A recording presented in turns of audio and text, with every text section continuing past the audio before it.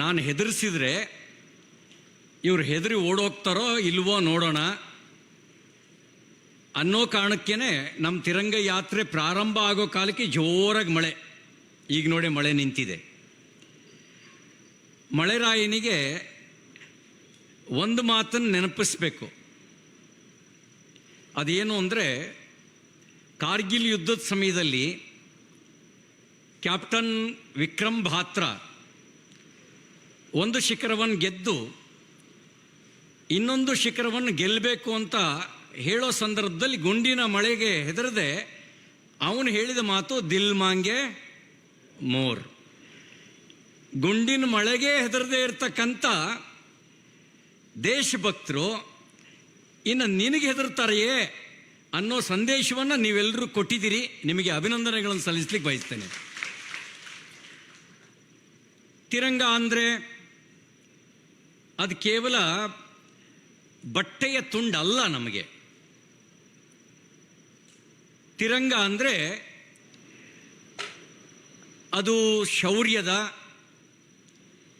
ಅದು ಸತ್ಯದ, ಅದು ಸಮೃದ್ಧಿಯ, ನಮ್ಮೆಲ್ಲರ ಒಟ್ಟು ದೇಶಭಕ್ತಿಯ ಭಾವನೆಯ ಪ್ರಕಟೀಕರಣದ ಸಂಕೇತ.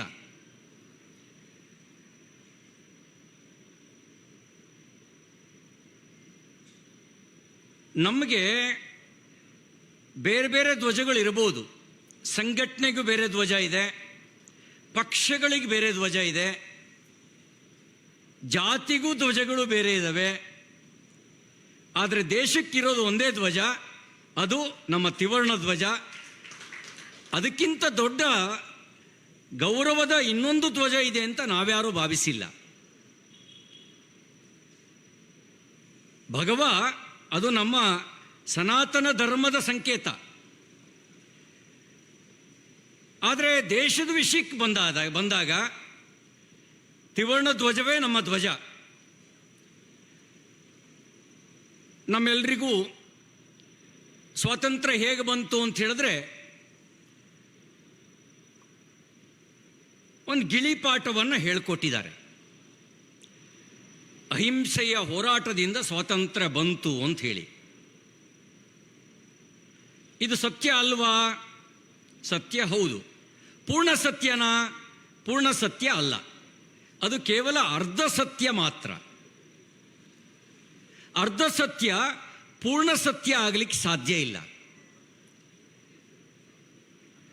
ಅಕಸ್ಮಾತ್ ಅಹಿಂಸೆಯ ಹೋರಾಟಕ್ಕೇನೆ ಬ್ರಿಟಿಷರು ದೇಶಕ್ಕೆ ಸ್ವತಂತ್ರ ಕೊಟ್ಟು ಅಂತ ಯಾರಾದರೂ ಭಾವಿಸಿದ್ರೆ, ನಮ್ಮ ಕಲಿಯುವ ಮಕ್ಕಳ ಮನಸ್ಸಿನಲ್ಲಿ ಬ್ರಿಟಿಷರು ಎಷ್ಟು ಒಳ್ಳೆಯವರು, ನಾವು ಸತ್ಯಾಗ್ರಹ ಕೂತ ತಕ್ಷಣವೇ ಬಿಟ್ಟು ಹೋಗ್ಬಿಟ್ರು, ಅವರೆಷ್ಟು ಒಳ್ಳೆ ಜನ ಇರಬೇಕು ಅಂತ ಭಾವನೆ ಬಂದುಬಿಡುತ್ತೆ. ಬ್ರಿಟಿಷರು ಅಷ್ಟೊಂದು ಒಳ್ಳೆ ಜನ ಅಲ್ಲ. ಪೂರ್ಣ ಸತ್ಯ ಏನು ಅಂದರೆ, ಕ್ರಾಂತಿಕಾರಿಗಳು ಬ್ರಿಟಿಷರು ನಿದ್ದೆ ಮಾಡೋದಕ್ಕೂ ಅವಕಾಶ ಕೊಡದೆ ಚಡ್ಡಿ ಒದ್ದೆ ಮಾಡ್ಕೊಳ್ಳೋಂಗೆ ಮಾಡಿದ್ರಲ್ಲ, ಅದು ಪೂರ್ಣ ಸತ್ಯ. ಬ್ರಿಟಿಷರ ಚಡ್ಡಿ ಒದ್ದೆ ಆಗ್ತಿತ್ತು. ಯಾರನ್ನ ನೋಡಿ ಅಂದರೆ ಕ್ರಾಂತಿಕಾರಿಗಳ ಹೆಸರನ್ನು ಕೇಳಿ.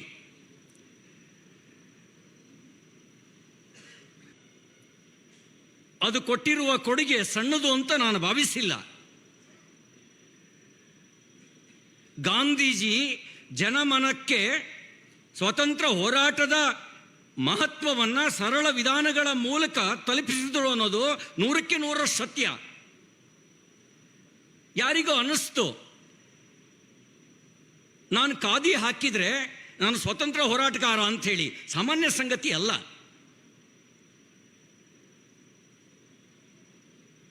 ಚರಕ ತಿರುಗಿಸಿದ್ರೆ ನಾನು ದೇಶದ ಸ್ವತಂತ್ರ ಹೋರಾಟದ ಪ್ರತಿನಿಧಿ ಅಂತ ಭಾವಿಸಿದ್ದು ಜನಸಾಮಾನ್ಯರಲ್ಲಿ ನಾನೂ ಒಬ್ಬ ಸ್ವತಂತ್ರ ಹೋರಾಟಗಾರ ಅನ್ನುವಂಥ ಭಾವನೆಯನ್ನು ಉದ್ದೀಪನಗೊಳಿಸೋದಕ್ಕೆ ಸಹಾಯಕ ಆದ ಸಂಗತಿ. ಆದರೆ ಆ ಕಾರಣಕ್ಕೆ ಬ್ರಿಟಿಷರು ದೇಶ ಬಿಟ್ಟು ಓಡೋದ್ರು ಅನ್ನೋದು ಸತ್ಯಕ್ಕೆ ದೂರವಾದ ಸಂಗತಿ.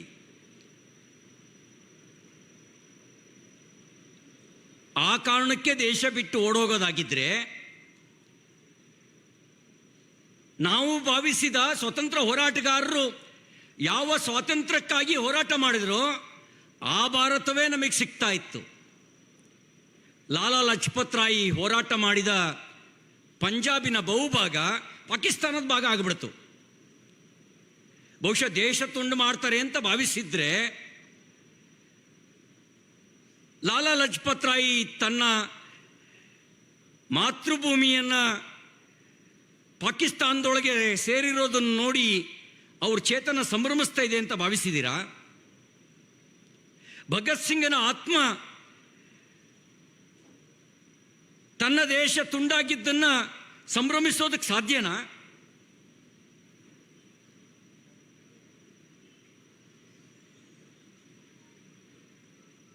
ಧೂರ್ತ ಬ್ರಿಟಿಷರು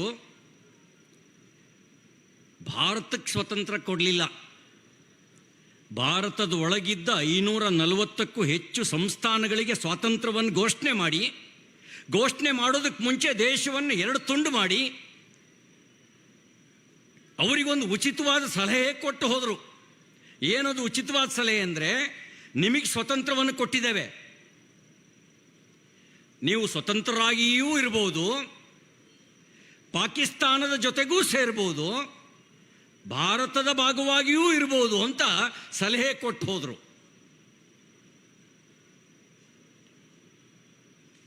ಒಂದು ವೇಳೆ ಸರ್ದಾರ್ ವಲ್ಲಭಾಯ್ ಪಟೇಲ್ ಆ ನೇತೃತ್ವ ಇಲ್ಲದೆ ಇದ್ದಿದ್ರೆ ಈಗಿರುವ ಭಾರತವನ್ನು ಉಳಿಸ್ಕೊಳ್ಳೋದು ಕಷ್ಟ ಆಗ್ತಿತ್ತು. ಇದು ವಾಸ್ತವಿಕ ಸತ್ಯ. ನಮಗೆ ಸ್ವಾತಂತ್ರ್ಯ ಸಿಕ್ಕಿದ್ದು ಅಹಿಂಸಾತ್ಮಕ ಹೋರಾಟದ ಜೊತೆಗೆ ಕ್ರಾಂತಿಕಾರಿಗಳು ನಡೆಸಿದ ವೀರೋಚಿತ ಬಲಿದಾನ, ಸಂಘರ್ಷ, ಸೈನ್ಯ ಕಟ್ಟಿ ಸುಭಾಷ್ ಚಂದ್ರ ಬೋಸ್ರಂಥವರು ನೇರ ಯುದ್ಧಕ್ಕೆ ಕರೆ ಕೊಟ್ಟ ಪರಿಣಾಮ ಅನ್ನೋಂಥ ಸತ್ಯವನ್ನು ಹೇಳಿದಾಗ ಮಾತ್ರ ಸ್ವಾತಂತ್ರ್ಯ ಹೋರಾಟ ಕೇವಲ ಅಹಿಂಸಾತ್ಮಕ ಹೋರಾಟದಿಂದ ಬರಲಿಲ್ಲ. ನಮ್ಮ ಹಿರಿಯರ ಬಲಿದಾನದ ರಕ್ತವೂ ಸೇರಿದೆ ಅನ್ನೋದು ಅರ್ಥ ಆಗುತ್ತೆ. ಇಲ್ಲೇನೆ ಕೆದಂಬಾಡಿ ರಾಮಯ್ಯಗೌಡರು ಅವರು ಗಾಂಧಿವಾದಿ ಆಗಿರಲಿಲ್ಲ.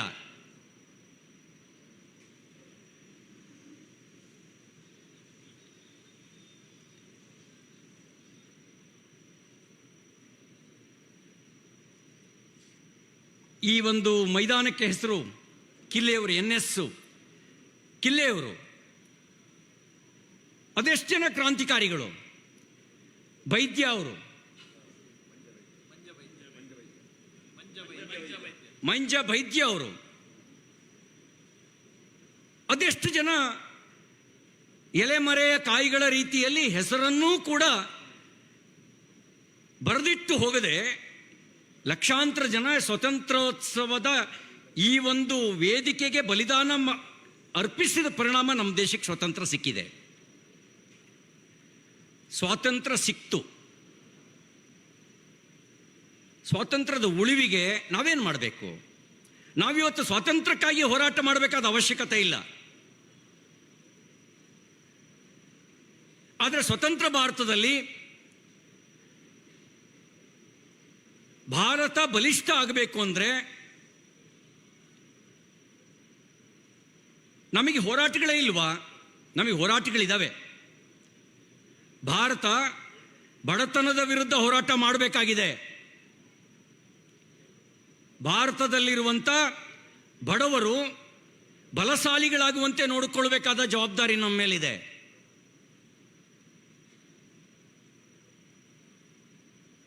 ಬಡತನ ಮುಕ್ತ ಭಾರತ ಅಂದರೆ ಬಡವರನ್ನೇ ಹೊರ ಹಾಕೋದಲ್ಲ, ಬಡವರಿಗೆ ಬಲ ಕೊಡೋದು. ಇವತ್ತು ಪ್ರಧಾನಮಂತ್ರಿ ನರೇಂದ್ರ ಮೋದಿಯವರು ತಂದಿರುವ ಒಂದೊಂದು ಯೋಜನೆಗಳು ಕೂಡ ಬಡವರಿಗೆ ಬಲ ಕೊಡೋ ಯೋಜನೆಗಳು. ಜನ್ಧನ್ ಖಾತೆ ಯಾರಿಗೋಗಿ ತಂದಿದ್ದು? ಬಡವರಿಗೆ ಬಲ ಕೊಡಬೇಕು ಅಂತಾನೆ ಜನ್ಧನ್ ಖಾತೆ ಅಂತಂದಿದ್ದು. ಮೊದಲ ಬಾರಿಗೆ 44 ಕೋಟಿಗೂ ಹೆಚ್ಚು ಜನ ಬ್ಯಾಂಕಿನ ಮೆಟ್ಟು ಹತ್ತಿದ್ರು. ಅವ್ರನ್ನ ಆರ್ಥಿಕ ವ್ಯವಸ್ಥೆಯ ಜೊತೆಗೆ ಮುಖ್ಯ ದಾರಿಗೆ ತರುವಂಥ ಕೆಲಸ ನಡೀತು. ಉಜ್ವಲ ಯೋಜನೆ ಯಾವ ತಾಯಂದಿರು ಹಸಿ ಸೌದೆಯಲ್ಲಿ ಅಡುಗೆ ಮಾಡ್ತಾ ಇದ್ರು ಅವ್ರ ಕಷ್ಟವನ್ನು ತಪ್ಪಿಸ್ಬೇಕು ಅಂತ ತಂದ ಯೋಜನೆ. ಆಯುಷ್ಮಾನ್ ಭಾರತ್ ಯೋಜನೆ ನಿಮ್ಮ ನೆರವಿಗೆ ಭಾರತ ಸರ್ಕಾರ ಇದೆ ಅನ್ನುವಂಥ ವಿಶ್ವಾಸ ತುಂಬುವಂಥ ಯೋಜನೆ. ಸ್ಟಾರ್ಟಪ್ ಯೋಜನೆ, ಸ್ಟ್ಯಾಂಡಪ್ ಯೋಜನೆ ಈ ಬಡತನದ ವಿರುದ್ಧ ಭಾರತ ಹೋರಾಟ ಮಾಡೋದ್ರ ಪೂರಕವಾಗಿ ತಂದಂಥ ಯೋಜನೆಗಳು ಅನ್ನೋದನ್ನು ನಾವು ಮರಿಬಾರದು. ಅಜ್ಞಾನದ ವಿರುದ್ಧ ಭಾರತ ಹೋರಾಟ ಮಾಡಬೇಕಾಗಿದೆ. ಭ್ರಷ್ಟಾಚಾರದ ವಿರುದ್ಧ ಭಾರತ ಹೋರಾಟ ಮಾಡಬೇಕಾಗಿದೆ. ಇತ್ತೀಚೆಗೆ ನಮ್ಮ ಮುಖ್ಯಮಂತ್ರಿಗಳು ಹೇಳಿದರು, ಯಾವನು 10 ರೂಪಾಯಿ ಲಂಚ ಕೊಡಬಾರ್ದು ಅಂಥೇಳಿ. ಇಬ್ಬರು ಹಿರಿಯ ನಾಯಕರು ಫೋನ್ನಲ್ಲಿ ಮಾತಾಡ್ಕೊಂಡ್ರು, ಮಂತ್ರಿಗಿರಿ ಅನ್ನೋದು ಹೆಂಗೆ ಸಿಕ್ತು ಅಂತ. 10 ರೂಪಾಯಿಗೆಲ್ಲ ಯಾರೂ ಬಗ್ಗಲ್ಲ. 10 ಕೋಟಿ ಇದ್ದರೆ, 100 ಕೋಟಿ ಇದ್ದರೆ ಮಂತ್ರಿ ಸ್ಥಾನ ಗಿಟ್ಟಿಸ್ಕೊಳ್ಬೋದು ಅಂತ ಒಬ್ಬರು ಹಿರಿಯ ಕಾಂಗ್ರೆಸ್ ಮುಖಂಡರುಗಳು ತಮ್ಮ ಫೋನ್ನಲ್ಲಿ ಹೇಗಿದೆ ಅನ್ನೋದನ್ನು ಹೇಳಿದರು. ಈ ಭ್ರಷ್ಟಾಚಾರದ ವಿರುದ್ಧ ಹೋರಾಟ ಮಾಡಬೇಕಾಗಿದೆ. ನಾವಿವತ್ತು ಹೆಮ್ಮೆಯಿಂದ ಹೇಳ್ಬೋದು, ದೇಶದ ಪ್ರಧಾನಮಂತ್ರಿ ನರೇಂದ್ರ ಮೋದಿಯವರ ನೇತೃತ್ವದ ಸರ್ಕಾರ ಕಳೆದ 12 ವರ್ಷಗಳಲ್ಲಿ ಒಂದೇ ಒಂದು ಭ್ರಷ್ಟಾಚಾರದ ಆರೋಪಕ್ಕೆ ತುತ್ತಾಗಿಲ್ಲ. ಇದಕ್ಕಿಂತ ಹೆಮ್ಮೆಯ ಸಂಗತಿ ಇನ್ನೊಂದು ಯಾವುದಿದೆ? ಭಯೋತ್ಪಾದನೆ ವಿರುದ್ಧ ಹೋರಾಟ ಮಾಡಬೇಕಾಗಿದೆ. ಭಯೋತ್ಪಾದಕರು ಬಾಲ ಮುದುರ್ಕೊಂಡಿದ್ದಾರೆ, ಇದು ಸತ್ಯ. ಬಿಲ ಸೇರಿದ್ದಾರೆ, ಇದು ಸತ್ಯ. ನಾಶವಾಗಿದ್ದಾರಾ? ನಾಶವಾಗಿಲ್ಲ. ದೇಹ ದುರ್ಬಲ ಆದಾಗ ರೋಗ ಹೊರಗೆ ಕಾಣಿಸ್ಕೊಳ್ಳುತ್ತೆ. ದೇಶ ಮತ್ತು ದೇಶದ ವ್ಯವಸ್ಥೆ ದುರ್ಬಲ ಆದಾಗ ಈ ಭಯೋತ್ಪಾದಕರು ಬಾಲ ಬಿಚ್ತಾರೆ. ಬಾಲ ಬಿಚ್ಚಕ್ಕೆ ಆಗಾಗ ಪ್ರಯತ್ನ ಮಾಡ್ತಾನೆ ಇದ್ದಾರೆ. ಅವರು ಬಾಲ ಬಿಚ್ಚಕ್ಕೆ ಪ್ರಯತ್ನ ಮಾಡಿದಾಗೆಲ್ಲ ಬಾಲ ಕಟ್ ಮಾಡೋ ಪ್ರಯತ್ನ ನಡೀತಾನೆ ಇದೆ. ಬರೀ ಬಾಲ ಕಟ್ ಮಾಡೋದ್ರಿಂದ ಭಯೋತ್ಪಾದಕರು ಬಾಲ ಬಿಚ್ಚೋದು ನಿಲ್ಲಿಸ್ತಾರ ಅಂದರೆ, ಬರೀ ಬಾಲ ಕಟ್ ಮಾಡೋದ್ರಿಂದ ಭಯೋತ್ಪಾದಕರು ಬಾಲ ಬಿಚ್ಚೋದನ್ನ ನಿಲ್ಸಕ್ಕಾಗಲ್ಲ. ಮತ್ತೆ ಬಾಲ ಬಿಚ್ಚುತ್ತಾ ಇದ್ದಾಗ ಆಗ ನಾವು ಯಾವುದನ್ನು ಕಟ್ ಮಾಡಬೇಕಾಗತ್ತೆ? ತಲೆಯನ್ನೇ ಕಟ್ ಮಾಡಬೇಕಾಗತ್ತೆ. ನಾನು ತಲೆಯನ್ನೇ ಕಟ್ ಮಾಡಬೇಕಾಗತ್ತೆ ಅಂದ ತಕ್ಷಣ ಅರುಣ್ ಶಾಮ್ ಅವ್ರಿಗೆ ಮತ್ತೊಂದು ಕೇಸ್ ಬಂದರೂ ಆಶ್ಚರ್ಯ ಇಲ್ಲ. ನಾನು ಹೇಳಿದ್ದು ಯಾರ ತಲೆಯನ್ನ? ಭಯೋತ್ಪಾದಕರ ತಲೆಯನ್ನ. ಭಯೋತ್ಪಾದಕರ ತಲೆಯನ್ನು ಕಟ್ ಮಾಡುವಂತ ಸಿ ಟಿ ರವಿ ಹೇಳ್ದ ಅಂದ ತಕ್ಷಣ ನನಗೇ ಹೇಳ್ದ ಅಂತ ಯಾರಾದರೂ ಅನ್ಕೊಂಡ್ರೆ, ನಾವು ನಿಮ್ಮನ್ನ ಭಾರತೀಯರು ಅಂತ ಹೆಂಗೆ ಒಪ್ಕೊಳ್ಳೋದು ಹೇಳಿ? ಹೆಂಗೆ ಒಪ್ಕೊಳ್ಳೋದು ನಾವು? ನಾನು ಭಯೋತ್ಪಾದಕರ ಬಗ್ಗೆ ಹೇಳಿದ್ದೇನೆ. ಈ ಭಯೋತ್ಪಾದನೆ ವಿರುದ್ಧನೂ ಹೋರಾಟ ಮಾಡಬೇಕಾಗಿದೆ. ನಮ್ಮ ದೇಶದ ಸೈನಿಕರಿಗೆ ದೇಶದ ಗಡಿಯನ್ನು ಸಂರಕ್ಷಣೆ ಮಾಡೋ ಸಾಮರ್ಥ್ಯ ಇದೆ. ಅದನ್ನು 48 ಯುದ್ಧದಲ್ಲಿ, 62 ಯುದ್ಧದಲ್ಲಿ, 65 ಯುದ್ಧದಲ್ಲಿ, 71 ಯುದ್ಧದಲ್ಲಿ, 98ರ ಕಾರ್ಗಿಲ್ ಆಕ್ರಮಣ ಸಂದರ್ಭದಲ್ಲಿ, ಈ ಎಲ್ಲ ಸಂದರ್ಭಗಳಲ್ಲಿ ತಮ್ಮ ಸಾಮರ್ಥ್ಯದ ಪರಾಕಾಷ್ಠೆಯನ್ನು ನಮ್ಮ ಸೈನ್ಯ ತೋರಿಸಿದೆ. ಆ ಸೈನ್ಯ ಆ ರೀತಿ ಸಾಮರ್ಥ್ಯದ ಪರಾಕಾಷ್ಠೆಯನ್ನು ತೋರಿಸೋದಕ್ಕೆ ಸಾಧ್ಯ ಆಗಿದ್ದು ಕೇವಲ ದೇಶಭಕ್ತಿ ಮಾತ್ರ. ದೇಶಭಕ್ತಿ ಇಲ್ಲದೆ ಇದ್ರೆ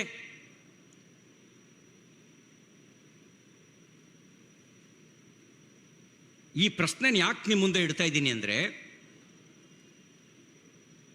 ಸಾಚಾರ್ ವರದಿ ಬಹಳ ಜನ ಮರೆತು ಬಿಟ್ಟಿದ್ದೀವಿ.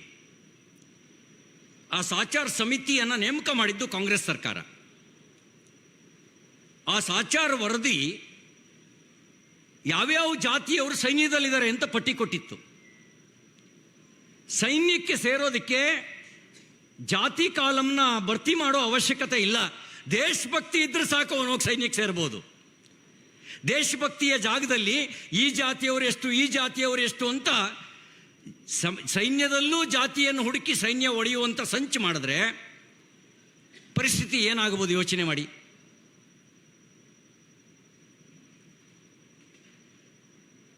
ಸೈನ್ಯದಲ್ಲೂ ಜಾತಿಯ ಲೆಕ್ಕ ಹಾಕುವಂಥ ಮನಸ್ಥಿತಿ ಬಹಳ ಅಪಾಯಕಾರಿ. ನಾನು ಸತ್ಯವನ್ನು ಹೇಳಲೇಬೇಕು. ಕಾಂಗ್ರೆಸ್ ಆಡಳಿತದ ಅವಧಿಯಲ್ಲಿ ಸೈನ್ಯದಲ್ಲೂ ಜಾತಿಯ ಲೆಕ್ಕ ಹಾಕುವಂಥ ಕೆಲಸ ನಡೆದಿತ್ತು. ಇನ್ನು ಒಂದೇ ಮಾತ್ರ ಹೇಳಬೇಕೋ ಬೇಡವೋ?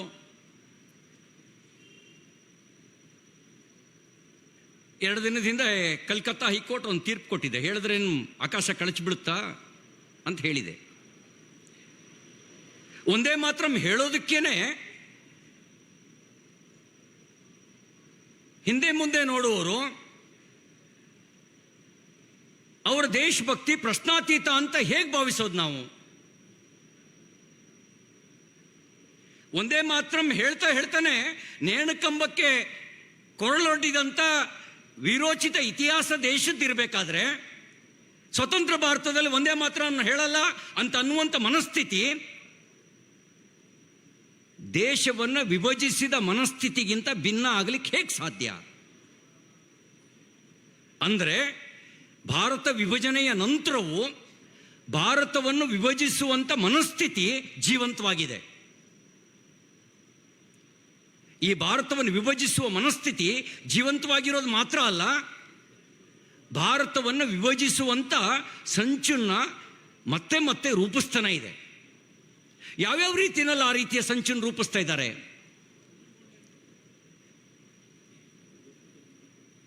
ಪ್ರಾದೇಶಿಕತೆಯ ಹೆಸರಿನಲ್ಲಿ ಪ್ರಾದೇಶಿಕತೆಯನ್ನು ರಾಷ್ಟ್ರೀಯತೆಯ ವಿರುದ್ಧ ಎತ್ತುಕಟ್ಟುವುದು ಒಂದು ಸಂಚೆ. ಹಾಗೆ ಸಂಚು ಮಾಡೋರು ನಮ್ಮ ನಾಡಗೀತೆಯ ಆಶಯವನ್ನೇ ಅರ್ಥ ಮಾಡಿಕೊಂಡಿಲ್ಲ. ನಮ್ಮ ನಾಡಗೀತೆಯ ಆಶಯದ ಸಾಲುಗಳೇನು ಹೇಳ್ತವೆ? ಭಾರತ ಜನನೀಯ ತನುಜಾತೆ ಜಯ ಹೇ ಕರ್ನಾಟಕ ಮಾತೆ.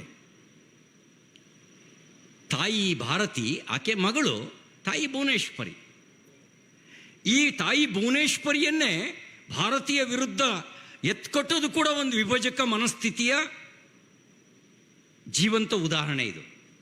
ಈ ಸವಾಲನ್ನು ಕೂಡ ಎದುರಿಸಬೇಕಾಗಿದೆ. ನಾವು ಪ್ರಾದೇಶಿಕ ಅಸ್ಮಿತೆಯನ್ನು ಗೌರವಿಸ್ತೇವೆ, ಉಳಿಸ್ಕೊಳ್ತೇವೆ.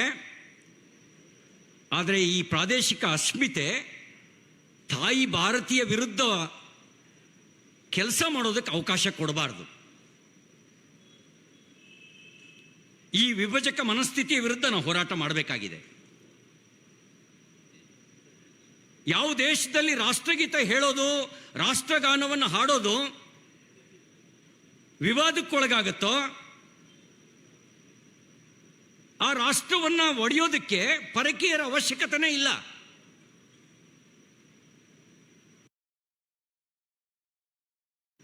ಅದಕ್ಕಾಗಿ ಸಂವಿಧಾನ, ರಾಷ್ಟ್ರಧ್ವಜ, ರಾಷ್ಟ್ರಗೀತೆ, ಅದರೊಳಗಡೆ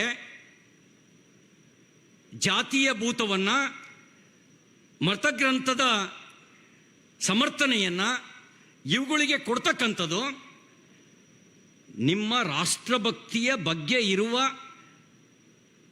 ಅನುಮಾನವನ್ನು ಬಲಗೊಳಿಸೋದಕ್ಕೆ ಕಾರಣ ಆಗತ್ತೆ. ನಾನಾದರೂ ಭಾವಿಸ್ತೇನೆ, ಸಂವಿಧಾನದ ವಿಷಯ ಬಂದಾಗ ನಮಗೆಲ್ಲ ಮತಗ್ರಂಥ ಬೇರೆ ಇರ್ಬೋದು, ಆದರೆ ರಾಷ್ಟ್ರಕ್ಕೆ ಒಂದೇ ಗ್ರಂಥ, ಅದು ನಮ್ಮ ಭಾರತದ ಸಂವಿಧಾನ. ನಮ್ಮೆಲ್ಲರಿಗೂ ಬೇರೆ ಬೇರೆ ಧ್ವಜ ಇರ್ಬೋದು, ರಾಷ್ಟ್ರಕ್ಕೆ ಒಂದೇ ಧ್ವಜ, ಅದು ತ್ರಿವರ್ಣ ಧ್ವಜ. ನಮ್ಮೆಲ್ಲರ ಪ್ರಾರ್ಥನೆಯ ಸಾಲುಗಳು ಬೇರೆ ಬೇರೆ ಇರ್ಬೋದು, ಆದರೆ ರಾಷ್ಟ್ರಗೀತೆಯ ಸಾಲು, ರಾಷ್ಟ್ರಗಾನದ ಸಾಲು ಅದು ಬೇರೆ ಬೇರೆ ಆಗಲಿಕ್ಕೆ ಸಾಧ್ಯ ಇಲ್ಲ. ಹಾಗೆ ಬೇರೆ ಬೇರೆ ಆದರೆ ಆ ದೇಶ ಉಳಿಲಿಕ್ಕೂ ಸಾಧ್ಯ ಇಲ್ಲ. ಬಾಹ್ಯವಾಗಿ ಹೊರಗಿಂದ ನಾವು ಗಡಿ ಆಕ್ರಮಣವನ್ನು, ಒಳನುಸುಳುವಿಕೆಯನ್ನು ಎದುರಿಸ್ತಾ ಇದ್ದೀವಿ. ಒಳಗಡೆ ಭ್ರಷ್ಟಾಚಾರ, ಮಾದಕ ವಸ್ತುಗಳು, ಮತೀಯ ಆಧಾರದಲ್ಲಿ, ಭಾಷೆಯ ಆಧಾರದಲ್ಲಿ, ಪ್ರಾದೇಶಿಕ ಆಧಾರದಲ್ಲಿ ನಮ್ಮಲ್ಲಿರುವ ವೈವಿಧ್ಯತೆಯನ್ನೇ ಒಡಕಿಗೆ ದಾರಿ ಮಾಡಿಕೊಂಡು ಎತ್ತುಕಟ್ಟುವಂತಹ ಮನಸ್ಥಿತಿ ಇದು ರಾಷ್ಟ್ರಹಿತಕ್ಕೆ ಅಪಾಯಕಾರಿಯಾಗತ್ತೆ. ಇದ್ರ ಬಗ್ಗೆ ನಾವು ಆಲೋಚಿಸಬೇಕಾದಂಥ, ಅದನ್ನು ಎದುರಿಸಬೇಕಾದಂಥ ಅವಶ್ಯಕತೆ ಇದೆ. ಇತ್ತೀಚೆಗೆ ಒಂದು ಕೇಸು ಹೈಕೋರ್ಟ್ ಮುಂದೆ ಬಂದಿತ್ತು. ಅವರು FIRನಲ್ಲಿ ಹಾಕಿದ್ದೇನು ಅಂದರೆ, ಭಾರತ್ ಮಾತಾ ಕಿ ಜೈ, ಒಂದೇ ಮಾತ್ರ ಎಂದು ಘೋಷಣೆ ಕೂಗುತ್ತಾ ಪ್ರಚೋದನಕಾರಿಯಾಗಿ ಘೋಷಣೆ ಕೂಗುತ್ತಿದ್ದರು. ಇವರು ಯಾರು ಬ್ರಿಟಿಷರು ನೇಮಿಸಿದ ಪೊಲೀಸರು ಅಲ್ಲ, ನಮ್ಮದೇ ಸರ್ಕಾರದ ಪೊಲೀಸರು. ಅವ್ರು ಏನು ಹೇಳಿದರು ಅಂದರೆ, ಭಾರತ್ ಮಾತಾ ಕಿ ಜೈ ಅನ್ನೋದು ಪ್ರಚೋದನೆ ಅಂತ ಅನ್ನೋ ಭಾವಿಸುವ ಮನಸ್ಥಿತಿ ಅವ್ರಿಗೆ ಹೇಗೆ ಬಂತು? ನ್ಯಾಯಾಲಯದಲ್ಲಿ ಕೋರ್ಟ್ ಮುಂದೆ ಕೇಳಿದ್ರು, ಭಾರತ್ ಮಾತಾ ಕಿ ಜೈ ಅನ್ನೋದು ಪ್ರಚೋದನಕಾರಿ ಹೆಂಗಾಗತ್ರಿ ಹೇಳ್ರಿ ಅಂತ ಕೇಳಿದ್ರು. ಅಂದರೆ ಕೆಲವರಿಗೆ ಭಾರತ್ ಮಾತಾ ಕಿ ಜೈ ಅನ್ನೋದು ಕೂಡ ಪ್ರಚೋದನಕಾರಿ ಅಂತ ಅನ್ನಿಸ್ಬಿಟ್ಟಿದೆ. ಅವ್ರಿಗೆ ಒಂದು ಮಾತನ್ನು ಹೇಳಕ್ಕೆ ಬಯಸ್ತಾನೆ, ಭಾರತ್ ಮಾತಾ ಕಿ ಜೈ ಅನ್ನೋದು ಪ್ರೇರಣೆ ಕೊಡುವ ಸಂಗತಿ. ಪ್ರಚೋದನಕಾರಿ ಯಾರಿಗೆ ಅಂದರೆ ಪಾಕಿಸ್ತಾನದವರಿಗೆ ಪ್ರಚೋದನಕಾರಿ. ನಾವು ಭಾರತ್ ಮಾತಾ ಕಿ ಜೈ ಅಂತಿರ್ಬೇಕಾದ್ರೆ ಅವ್ರು ಇನ್ನೇನೋ ಕೂಗ್ತಿರ್ತಾರೆ, ಯಾಕೆಂದ್ರೆ ಅವ್ರಿಗೆ ಇದನ್ನು ಸಹಿಸೋಕ್ಕಾಗಲ್ಲ. ಆದರೆ ಭಾರತೀಯರಿಗೆ ಇದು ಪ್ರೇರಣೆ ಕೊಡುವ ಸಂಗತಿ, ರಾಷ್ಟ್ರಭಕ್ತಿಯ ಜಾಗರಣೆ ಮಾಡ್ತಕ್ಕಂಥ ಸಂಗತಿ, ಇದು ಪ್ರಚೋದನಕಾರಿ ಅಂತೇಳಿ ಭಾವಿಸುವಂಥ ಮನಸ್ಥಿತಿ ಇದೆಯಲ್ಲ, ಇದು ಬಹಳ ಅಪಾಯಕಾರಿಯಾಗಿರ್ತಕ್ಕಂಥ ಸಂಗತಿ. ಇದ್ರ ಬಗ್ಗೆ ನಾವು ಯೋಚಿಸಬೇಕಾದ ಅವಶ್ಯಕತೆ ಇದೆ. ಇನ್ನು ಸ್ವಾತಂತ್ರ್ಯೋತ್ಸವಕ್ಕೆ ಆಗಸ್ಟ್ 15 ಬಂದರೆ 80ರ ಸಂಭ್ರಮ. ಮನುಷ್ಯನಿಗೆ 80 ಅಂದರೆ ಕೋಲ್ ಹಿಡ್ಕೊಂಡು ಓಡಾಡೋ ವಯಸ್ಸು.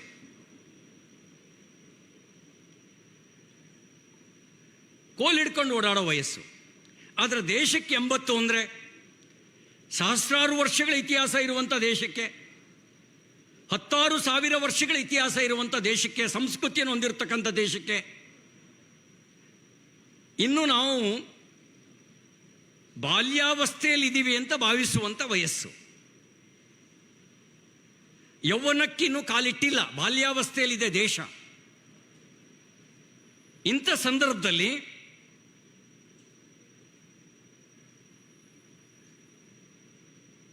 ಭಾರತಕ್ಕೆ ಅಪಾಯಕಾರಿಯಾಗಿರುವಂಥ ಎಲ್ಲ ಸಂಗತಿಯನ್ನು ನಿಗ್ರಹಿಸುವುದು ರಾಷ್ಟ್ರಭಕ್ತ ಸರ್ಕಾರ ಮಾಡಬೇಕಾಗಿರೋ ಸಂಗತಿ. FCRA ಬಹಳ ದೊಡ್ಡ ಅಲ್ಲೋಲ ಕಲ್ಲೋಲ ನಡೀತಾ ಇದೆ. ಸರ್ಕಾರ ಇಷ್ಟೇ ಕೇಳಿದ್ದು, ಲೆಕ್ಕ ಕೊಡ್ರಪ್ಪ ಅಂತ.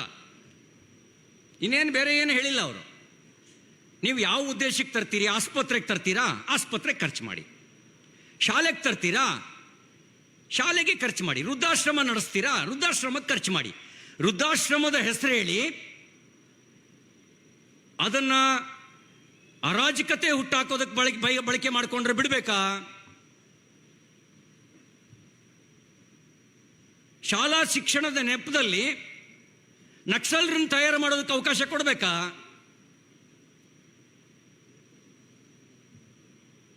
ಆಸ್ಪತ್ರೆಯ ನೆಪದಲ್ಲಿ ಇನ್ನೇನೋ ಮಾಡಲಿಕ್ಕೆ ಅವಕಾಶ ಕೊಡಬೇಕಾ?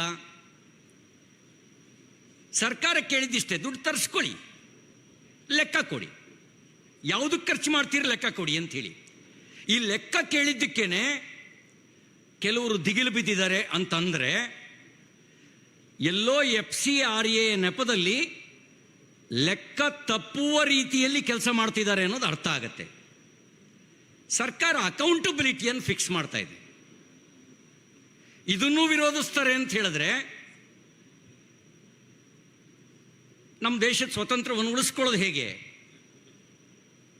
ಈ ಸ್ವಾತಂತ್ರ್ಯವನ್ನು ಉಳಿಸ್ಕೊಳ್ಳೋದಕ್ಕೆ ತೆರಬೇಕಾಗಿರೋದು ಒಂದೇನೆ, ನಿರಂತರ ಜಾಗರೂಕತೆ. ಒಬ್ಬ ಕವಿ ಒಂದು ಕಡೆ ಹೇಳ್ತಾನೆ, ಮೈ ಮರೆವಿನ ಕ್ಷಣ ಘೋರ ಭೀಕರ ರಾಷ್ಟ್ರ ವಿನಾಶಕ್ಕೆ ದಾರಿ.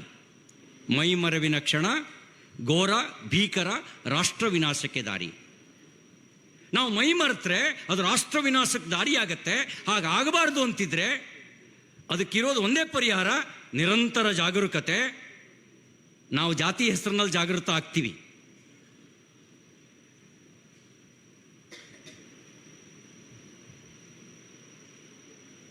ದೇವರ ಹೆಸರಿನಲ್ಲೂ ಜಾಗೃತರಾಗ್ತೀವಿ.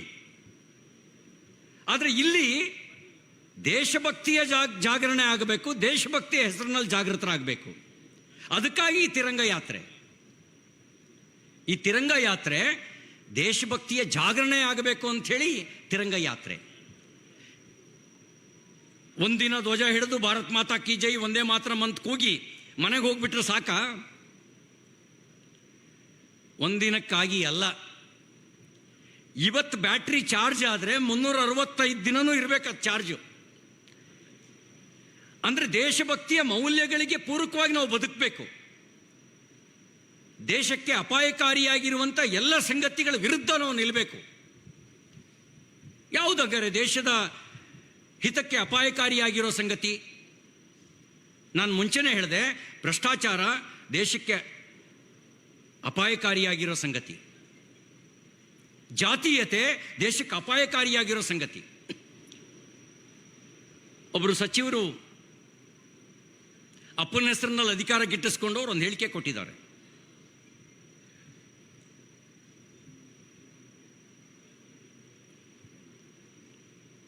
ನಾನು ಅವ್ರಿಗೆ ಹೇಳಕ್ಕೆ ಬಯಸ್ತೇನೆ, ಹಿಂದುತ್ವ ಜಾತೀಯತೆಯನ್ನು ಹುಟ್ಟಾಕಲಿಲ್ಲ, ಜಾತಿವಾದ ಜಾತೀಯತೆಯನ್ನು ಹುಟ್ಟಾಕ್ತು. ನಾಶವಾಗಬೇಕಾಗಿರೋದು ಜಾತಿವಾದ. ತಯಾರಿದೆಯಾ ಸರ್ಕಾರ?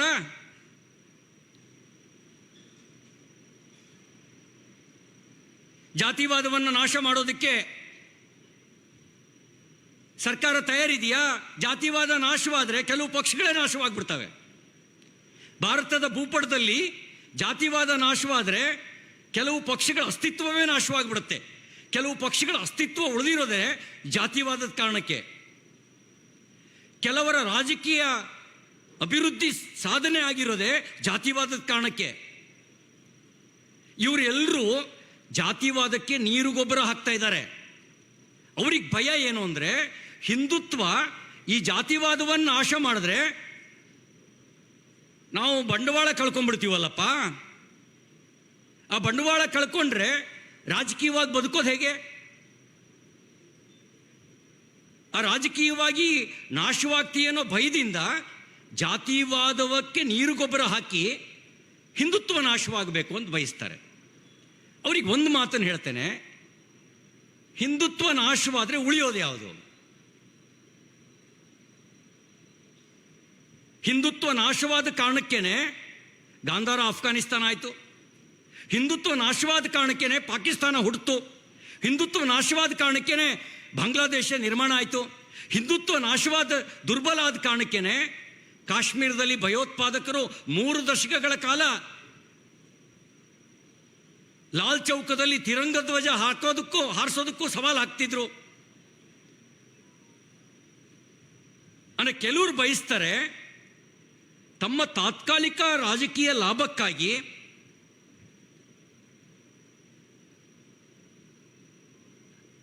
ರಾಷ್ಟ್ರಹಿತವನ್ನು ದುರ್ಬಲಗೊಳಿಸುವಂತ ಸಂಚು ಮಾಡ್ತಾರೆ. ಹಾಗಿದ್ರೆ ಇದನ್ನು ತಡೆಯೋದಕ್ಕೇನು ದಾರಿ? ನೋಡಿ, ಈಗ 80 ವರ್ಷ, ಇನ್ನು 20 ವರ್ಷ ಆದರೆ 2047ಕ್ಕೆ ದೇಶಕ್ಕೆ ಸ್ವತಂತ್ರ ಬಂದು 100 ವರ್ಷ ಆಗತ್ತೆ. ನಮ್ಮ ದೇಶದ ಪ್ರಧಾನಮಂತ್ರಿ ಈಗ ಕರೆ ಕೊಟ್ಟಿರೋದು, ದೇಶಕ್ಕೆ ಸ್ವತಂತ್ರ ಬಂದು 100 ವರ್ಷ ಆಗೋ ಸಂದರ್ಭಕ್ಕೆ ಭಾರತ ವಿಕಸಿತ ಭಾರತ ಆಗಬೇಕು. ಅವರು ಒಂದು ಸಿಂಪಲ್ ಆಗಿ ಹೇಳಿದರು, ದೇಶದ 140 ಕೋಟಿ ಜನ ತಮ್ಮ ಬದುಕಿನಲ್ಲಿ ಒಂದು ಹೆಜ್ಜೆ ಮುಂದೆ ಬಂದರೆ ಭಾರತ 140 ಕೋಟಿ ಹೆಜ್ಜೆ ಮುಂದೆ ಹೋಗುತ್ತೆ. ಒಂದು ಹೆಜ್ಜೆ ಮುಂದೆ ಬರೋದು ಅಂದರೆ ಮನೆ ಹೊಸಲಿನಿಂದ ಒಂದು ಹೆಜ್ಜೆ ಮುಂದೆ ಬರೋದಲ್ಲ, ಬದುಕಿನಲ್ಲಿ ಒಂದು ಹೆಜ್ಜೆ ಮುಂದೆ ಬರಬೇಕು. ಬರಬೇಕಾದ್ರೆ ನಮ್ಮ ಊರಿನಲ್ಲಿರುವಂಥ ದುರ್ಬಲ ವರ್ಗದವರನ್ನ ಕೈ ಹಿಡಿದು ನಮ್ಮ ಜೊತೆ ಕರ್ಕೊಂಡು ಬರಬೇಕು. ನಮ್ಮ ಊರಿನಲ್ಲಿ ಯಾರು ಅನಕ್ಷರಸ್ಥರು ಇಲ್ದಂಗೆ ನೋಡ್ಕೊಳ್ಬೇಕು. ನಮ್ಮ ಊರಿನಲ್ಲಿ ಯಾರು ಹಸಿವಿನಿಂದ ನರಳೋದಕ್ಕೆ ಅವಕಾಶ ಕೊಡೋದಿಲ್ಲ ಅನ್ನೋ ಸಂಕಲ್ಪ ಮಾಡಬೇಕು. ನಮ್ಮೂರಿನಲ್ಲಿ ಜಾತೀಯತೆಗೆ ಅಸ್ಪೃಶ್ಯತೆಗೆ ಜಾಗ ಇಲ್ಲ ಅಂತ ತೀರ್ಮಾನ ಮಾಡಬೇಕು. ಹೀಗೆ ಒಂದೊಂದು ಊರು ತೀರ್ಮಾನ ಮಾಡಿದ್ರೆ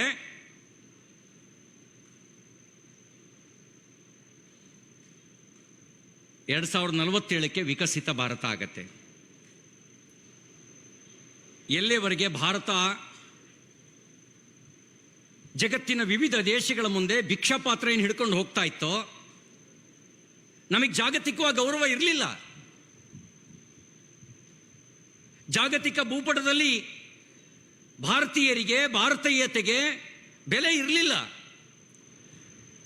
ಯಾವಾಗ ಭಾರತ ಜಾಗತಿಕ 4ನೇ ಆರ್ಥಿಕ ಶಕ್ತಿಯಾಗಿ ಬದಲಾಯಿತೋ, ಸೂರ್ಯ ಮುಳುಗದ ಸಾಮ್ರಾಜ್ಯವನ್ನು ಕಟ್ಟಿದ್ದೇವೆ ಅಂತ ಭಾವಿಸ್ತಾ ಇದ್ದಂಥ ಬ್ರಿಟಿಷರನ್ನ ಹಿಂದೆ ಹಾಕಿ ನಾವು 4ನೇ ಸ್ಥಾನಕ್ಕೆ ಹೋದ್ವೋ, ಚಂದ್ರನ ಅಂಗಳಕ್ಕೆ ಕಾಲಿಟ್ಟಿದ್ದು ಅದು ಆಟೋದಲ್ಲಿ ಹೋಗೋದಕ್ಕಿಂತ ಕಡಿಮೆ ಖರ್ಚಿನಲ್ಲಿ ಯಾವಾಗ ಕಾಲಿಟ್ಟವೋ,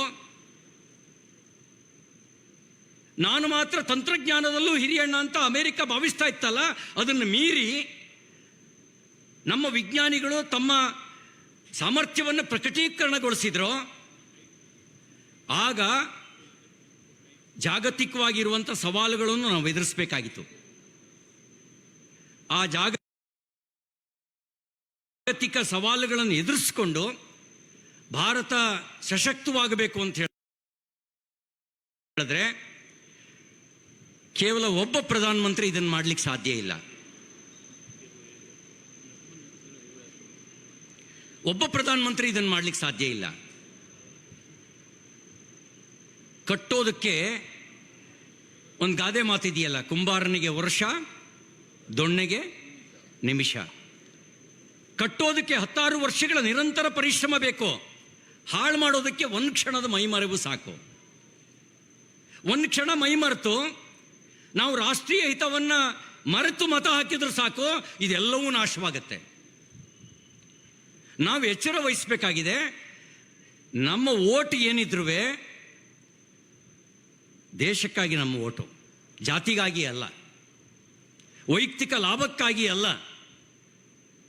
ದೇಶದ ಹಿತವನ್ನು ರಕ್ಷಣೆ ಮಾಡುವ ವಿಷಯದಲ್ಲಿ ಯಾರು ರಾಜಿ ಮಾಡಿಕೊಳ್ಳಲ್ವೋ ಅವರಿಗೆ ನಾವು ಓಟು ಅಂತ ತೀರ್ಮಾನ ಮಾಡಿದ್ರೆ ಮಾತ್ರ 2047ಕ್ಕೆ ತಾಯಿ ಭಾರತಿ ವಿಶ್ವಗುರು ಆಗ್ತಾಳೆ. ಇಲ್ಲೇ ಇಲ್ಲ, ದೇಶ ಏನಾದರೂ ಪರವಾಗಿಲ್ಲ, ನನ್ನ ಜಾತಿಯವನು ನಿಂತಿದ್ದಾನೆ ಅಂದರೆ ದೇಶವೇ ಉಳಿದೇ ಇದ್ದರೆ ನೀನು ಇಲ್ಲ, ನಿನ್ನ ಜಾತಿನೂ ಇಲ್ಲ. ಅಕಸ್ಮಾತು ದೇಶ ಹಾಳಾದರೂ ನನ್ನ ಜಾತಿ ಉಳಿಸ್ಕೊಳ್ತೀನಿ ಅಂತ ಯಾರಾದರೂ ಭಾವಿಸಿದ್ರೆ ಸ್ವಲ್ಪ ಪಾಕಿಸ್ತಾನದಲ್ಲಿ ನಿಮ್ಮ ಜಾತಿಯವರು ಇದ್ದಾರಾ ಅಂತ ಹುಡುಕಿ, ಆಫ್ಘಾನಿಸ್ತಾನದಲ್ಲಿ ನಿಮ್ಮ ಪಂಥದವರು ಉಳಿದಿದ್ದಾರಾ ಅಂತ ಪರೀಕ್ಷೆ ಮಾಡಿ, ಬಾಂಗ್ಲಾದೇಶದಲ್ಲಿ ಯಾಕೆ ಹುಟ್ಟುಬಟ್ಟೆಯಲ್ಲಿ ಓಡಬರಬೇಕಾದ ದುಸ್ಥಿತಿ ಬಂದಿದೆ ಅಂತ ಯೋಚನೆ ಮಾಡಿ. ಆ ದುಸ್ಥಿತಿ ಇಲ್ಲೂ ನಮ್ಮ ಮುಂದಿನ ಮಕ್ಕಳಿಗೆ, ಮೊಮ್ಮಕ್ಕಳಿಗೆ ಬರಬಾರ್ದು ಅಂತ ಹೇಳಿದ್ರೆ ಅವರಿಗೆ ಕಲಿಸ್ಬೇಕಾಗಿರೋದು ಒಂದೇ ಪಾಠ, ಅದು ದೇಶಭಕ್ತಿಯ ಪಾಠ, ಭಾರತ್ ಮಾತಾ ಕಿ. ಈ ಪಾಠವನ್ನು ಹೇಳ್ಕೊಡ್ಬೇಕು. ಅವ್ರಿಗೆ ಹೇಳಬೇಕು, ನೀನು ಇಂಥವನು, ಆದರೆ ನಿನಗೆ ನಮ್ಮ ಜಾತಿಗಿಂತ ನಮ್ಮ ಸನಾತನ ಸಂಸ್ಕೃತಿ ದೊಡ್ಡದು, ಸನಾತನ ಸಂಸ್ಕೃತಿಗಿಂತ ನನ್ನ ದೇಶ ದೊಡ್ಡದು. ಇದನ್ನೇ ತಮ್ಮ ಲಕ್ಷ್ಮಣ ಅಣ್ಣನಿಗೆ ಹೇಳಿದಾಗ, ಇದು ಸ್ಮರಣಮಯಿ ಲಂಕೆ, ಇಲ್ಲೇ ಇದ್ಬಿಡೋಣ, ಭರತ ನಾವು ಬಿಟ್ಟು 14 ವರ್ಷ ಆಯಿತು, ಭರತನಿಗೆ ವ್ಯಾಮೋಹ ಬಂದಿರ್ಬೋದು, ಮತ್ತ್ಯಾಕಲ್ಲಿ ಗುದ್ದಾಡೋದು, ಇಲ್ಲೇ ಇದ್ಬಿಡೋಣ ಅಂತ ಹೇಳಿದಾಗ ಆಗ ಶ್ರೀರಾಮಚಂದ್ರ ಹೇಳಿದ್ದು, ಜನನಿ ಜನ್ಮಭೂಮಿಶ್ಚ ಸ್ವರ್ಗಾದಪಿ ಗರಿಯಸಿ. ಕಡೆಯದಾಗಿ ಇಷ್ಟೇ ಒಂದು ಮಾತು, ಇವತ್ತು ಭಾರತ ಜಾಗತಿಕವಾಗಿ ಕಡೆಗಣಿಸುವ ರಾಷ್ಟ್ರವಾಗಿ ಉಳಿದಿಲ್ಲ. ನಮ್ಮ ದೇಶದ ಪ್ರಧಾನಮಂತ್ರಿ ವಿದೇಶಕ್ಕೆ ಹೋದಾಗ ಬರೀ ಮೋದಿ ಮೋದಿ ಅಂತ ಮಾತ್ರ ಹೇಳಲ್ಲ, ಅದ್ರ ಜೊತೆಗೆ ಭಾರತ್ ಮಾತಾ ಕಿ ಜೈ ಅನ್ನೋ ಘೋಷಣೆನೂ ಕೇಳುತ್ತೆ. ನಮ್ಮ ದೇಶದ ಪ್ರಧಾನಮಂತ್ರಿಯ ಜೊತೆಗೆ ಸೆಲ್ಫಿ ತಗೊಳ್ತಾರೆ.